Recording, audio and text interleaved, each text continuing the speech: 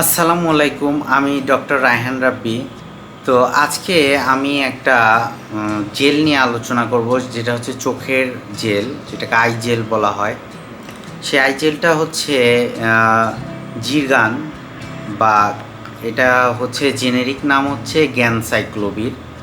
এটা হচ্ছে ইবনে সিনা কোম্পানির একটি চোখের ওষুধ। এই ওষুধটি কী কাজে ব্যবহৃত হয়, কাদের ক্ষেত্রে দেয়া যাবে না, কাদের দিতে হবে, এই বিষয়টি নিয়ে আজকে আলোচনা করব। তো জিরগান বা গ্যানসাইক্লোভির এটা হচ্ছে অ্যান্টিভাইরাল চোখের ওষুধ।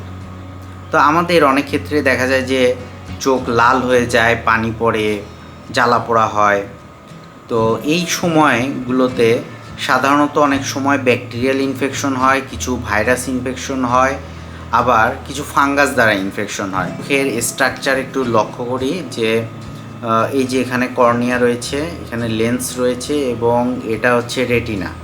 তো অনেক সময় দেখা যায় যে আমাদের এই যে কর্নিয়া রয়েছে, এই কর্নিয়াতে চোখ যখন লাল হয়ে যায়, কর্নিয়াতে ছোট ছোট ছোপ ছোপ দাগের মতো তৈরি হয়, কেরাটোপ্যাথি বলে। কেরাটোপ্যাথি যখন হয়, চোখ লাল হয়, ভাইরাস দ্বারা ইনফেকশন হয়, চোখে পানি পড়ে, মানুষ রোদে তাকাতে পারে না, চোখ জ্বালা পোড়া করে, ফরেন বডি সেন্সেশন হয়, তখন ডাক্তাররা সাধারণত এই জিরগান বা এই জেলটা, গ্যানসাইক্লোভির যে জেলটা, এই জেলটা দিয়ে থাকে।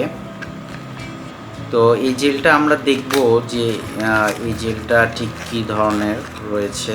এটা হচ্ছে চোখের জেল। এটার ডোজ ফর্ম হচ্ছে দিনে 5 বার দিতে হয়।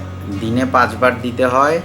আমাদের এই যে কনজাংটিভাল যে স্যাক রয়েছে, সেখানে দিনে 5 বার এটা অ্যাপ্লাইড করতে হয়। এই যে এটা হচ্ছে এই যে এই ধরনের জেল ফর্মে, যেটা আমাদের চোখের এই যে স্যাকটা রয়েছে সেখানে এটা অ্যাপ্লাইড করা হয়।